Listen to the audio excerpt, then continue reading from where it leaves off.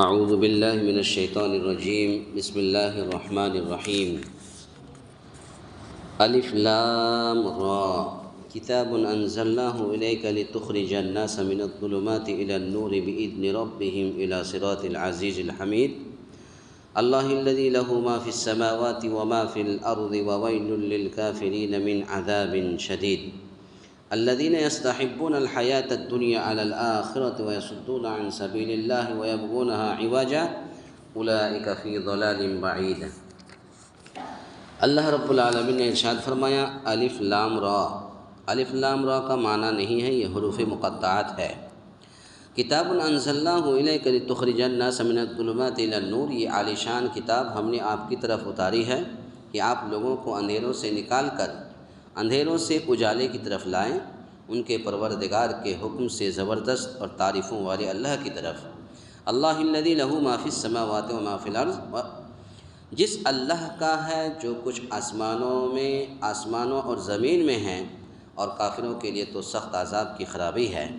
الذین یستحبون الحیاۃ الدنیا علی الآخرہ، جو آخرت کے مقابلے میں دنیاوی زندگی کو پسند رکھتے ہیں اور اللہ کی راہ سے روکتے ہیں اور اس میں ٹیڑھ پن پیدا کرنا چاہتے ہیں، یہی لوگ پرلے درجے کی گمراہی میں ہیں۔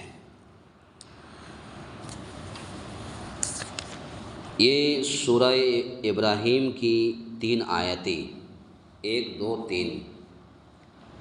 سب سے پہلے یہ جان لیں کہ سورہ ابراہیم مکہ میں نازل ہوئی ہے، اور اس سورہ کے اندر 52 یعنی 52 آیتیں ہیں اور 7 رکوع ہیں۔ سورہ ابراہیم کے اندر حضرت ابراہیم علیہ السلام کا ذکر بھی مل جائے گا، پورا تو نہیں، آدھا انشاءاللہ کچھ نہ کچھ اس کا واقعہ مل جائے گا، اس لیے کہ حضرت ابراہیم علیہ السلام کا ذکر لگ بھگ 25 ایسی صورتیں ہیں جس میں حضرت ابراہیم علیہ السلام کا ذکر ہے۔ سورہ بقرہ ہے، سورہ آل عمران، سورہ نساء، سورہ نحل، سورہ ابراہیم، سورہ قصص، سورہ مریم، سورہ عنکبوت، یہ ساری صورتوں کے اندر حضرت ابراہیم علیہ السلام کا ذکر مل جائے گا۔ ابراہیم علیہ السلام کی پیدائش بابل شہر کے اندر ہوئی ہے۔ بابل شہر وہاں ہے جو لگ بھگ بغداد سے 80 کلومیٹر کی دوری پر ہے، اور ان کی وفات ہبرون فلسطین کے اندر پڑتا ہے، وہاں پر ان کی وفات ہوئی، اور وہاں پر ان کی نماز جنازہ اور قبر بھی وہیں پر ہے۔ حضرت ابراہیم علیہ السلام کی 3 بیویاں تھیں۔ حضرت ہاجرہ سے حضرت اسماعیل علیہ السلام پیدا ہوئے، اور اسماعیل علیہ السلام پیدا کب ہوئے؟ جب حضرت ابراہیم علیہ السلام 86 برس کے ہوئے۔ جب ان کی عمر 86 سال ہو گئی تو حضرت اسماعیل علیہ السلام پیدا ہوئے ہاجرہ کے پیٹ سے۔ پھر جب حضرت ابراہیم کی عمر 100 سال ہو گئی تو حضرت سارہ کے پیٹ سے حضرت اسحاق علیہ السلام پیدا ہوئے، اور ان کی ایک بیوی ہیں حضرت ابراہیم کی جن کا نام ہے قطورہ، تو ان سے 6 بچے پیدا ہوئے۔ تو اس طریقے سے لگ بھگ ان کے 8 اولاد ہیں حضرت ابراہیم علیہ السلام کے۔ اور ویسے اگر دیکھا جائے تو جتنے بھی انبیاء اور رسول آئے اکثر حضرت ابراہیم علیہ السلام کی اولاد ہی سے ہیں، یہاں تک کہ اللہ کے نبی حضرت محمد رسول اللہ صلی اللہ علیہ وسلم بھی حضرت ابراہیم ہی کی اولاد میں شمار ہوتا ہے۔ تو بہرحال یہ سورہ ابراہیم مکی ہے، جس کے اندر 52 آیت اور 7 رکوع کے اندر مشتمل ہے۔ پہلی ہی 3 آیت کے اندر اللہ رب العالمین نے قرآن مجید کی تعریف کی ہے۔ کیا ہے؟ جس طرح اللہ رب العالمین دوسرے مقام پر فرمایا هو الذی ينزل على عبده آیات بینات لیخرجکم من الظلمات الى النور، سورہ حدید آیت نمبر 9۔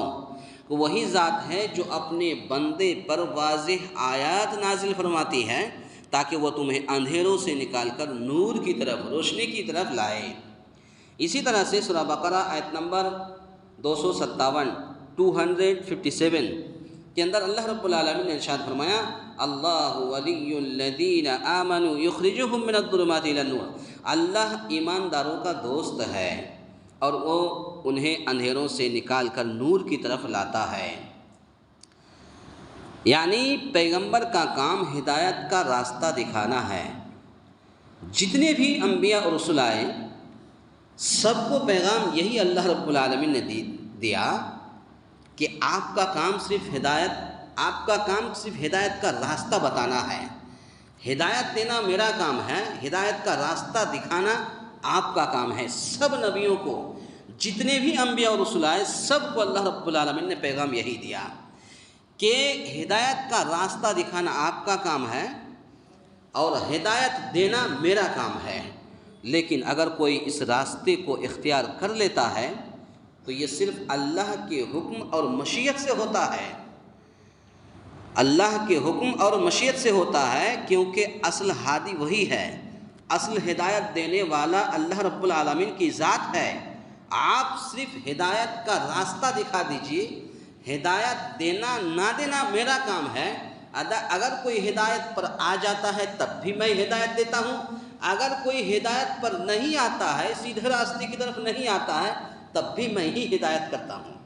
یہ اللہ رب العالمین کہہ رہا ہے، اور اس کی مشیت اگر نہ ہو تو پیغمبر کتنا بھی واعظ و نصیحت کر لے، لوگ ہدایت کا راستہ اپنانے کے لیے تیار نہیں ہوتے۔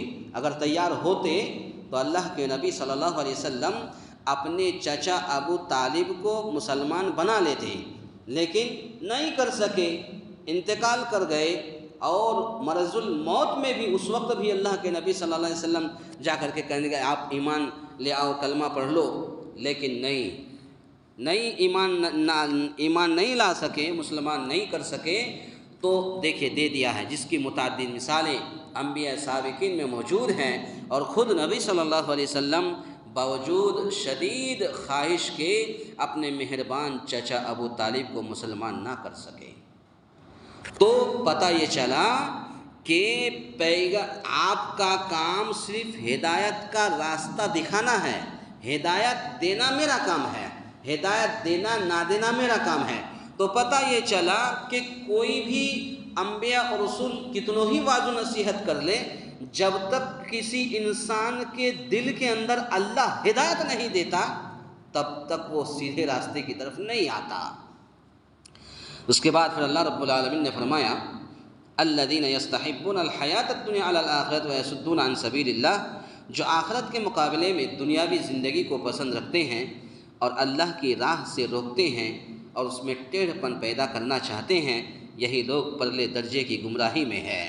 اس کا ایک مطلب تو یہ ہے کہ اسلام کی تعلیمات میں لوگوں کو بدظن کرنے کے لیے، لوگوں کو گمراہ کرنے کے لیے میخ نکالتے، یعنی عیب نکالتے اور انہیں مسخ کر کے پیش کرتے ہیں، بناوٹی کر کے باتیں بنا کر کے پیش کرتے ہیں۔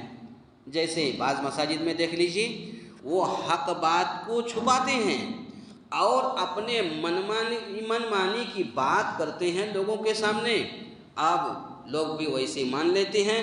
تو وہی کہہ رہے ہیں کہ میخ نکالتی، یعنی عیب نکالتی، یعنی اللہ رب العالمین نے جو پیغام دیا ہے اس پیغام کو چھپا کر کے اپنی بناوٹی باتوں کو بیان کرتے ہیں، لوگوں کے سامنے پیش کرتے ہیں۔ دوسرا مطلب یہ ہے کہ اپنے اغراض و خواہشات کے مطابق اس میں تبدیلی کرنا چاہتے ہیں، یا تو پھر اپنے خواہشات کے مطابق لوگ قرآن کی آیتوں کے قرآن کے ترجمہ پر جو ہے تبدیلی کرنا چاہتے ہیں، تبدیلی کر کے بیان کرتے بھی ہیں۔ اسی طرح سے اس لیے کہ ان میں مذکورہ متعدد خرابیاں جمع ہو گئی، مثلاً آخرت کے مقابلے میں دنیا کو ترجیح دینا، اللہ کے راستے سے لوگوں کو روکنا اور اسلام میں کجی تلاش کرنا، یعنی ٹیڑھ پن تلاش کرنا۔ تو گویا کہ جو لوگ اس طریقے سے حق بات کو چھپاتے ہیں اور اپنے بناوٹی باتوں کو بیان کرتے ہیں، تو گویا کہ یہ غلط ہے، یہی گمراہی کا راستہ ہے۔ جو حق راستہ ہے وہی بتانا چاہیے۔ اب جیسے کچھ لوگ ترجمہ بھی غلط کرتے ہیں، آپ کبھی کبھی بعض مساجد میں آپ جائیے، دوسری جماعت کی مساجد میں آپ جائیے، تو جب اللہ کے نبی صلی اللہ علیہ وسلم پر یہ پہلی آیت جب نازل ہوئی اقرأ بسم ربک الذی خلق، تو لوگ ترجمہ کرتے ہیں کہ ما انا بقاری۔ جب اللہ کے نبی کو فرشتے نے آ کر کے زور سے دبایا اور کہا کہ آپ پڑھیے، تو اللہ کے نبی نے فرمایا کہ ما انا بقاری۔ تو اس کا معنی جانتے کیا ہے؟ اس کا اصل معنی ہے میں پڑھا ہوا نہیں ہوں، لیکن بعض مساجد میں جائیں تو اس کا ترجمہ کرتے ہیں میں نہیں پڑھتا۔ اس کا مطلب یہ ہے کہ میں نہیں پڑھتا، اس کا میں جانتا ہوں نہیں پڑھوں گا۔ تو معنی میں بھی ترجمہ میں بھی کچھ لوگ غلط کر دیتے ہیں اور منمانی باتیں بیان کرتے ہیں۔ تو ما انا بقاری، میں پڑھا ہوا نہیں ہوں، اس کا اصل معنی یہ ہے، لیکن کچھ لوگ کہتے ہیں میں نہیں پڑھتا، یعنی اس کا مطلب یہ ہے کہ میں پڑھنا جانتا ہوں نہیں پڑھوں گا۔ تو بہت سارے لوگ یہ اس طریقے سے معنی غلط کر دیتے ہیں، تو الٹی سیدھی باتیں بیان کر کے لوگوں کو پیش کر دیتے ہیں جو کہ صحیح نہیں ہے۔ تو گویا کہ ایسے ہی معاملہ یہ اللہ کے نبی صلی اللہ علیہ وسلم کے دور میں جو قرآن کا انکار کرتے تھے اور حدیثوں کا انکار کرتے تھے، اللہ کا انکار کرتے تھے، لیکن اس کے ساتھ ساتھ اس کا الٹی سیدھی باتیں بیان کر کے پیش کرتے تھے کہ ایسا نہیں ایسا ہے، جو کہ صحیح نہیں ہے، غلط ہے۔ تو پتہ یہ چلا، اور آج کے درس کا خلاصہ کلام یہ ہے کہ اللہ رب العالمین نے قرآن مجید کی تعریف کی ہے اور اپنے بندے حضرت محمد رسول اللہ صلی اللہ علیہ وسلم کی تعریف کی ہے۔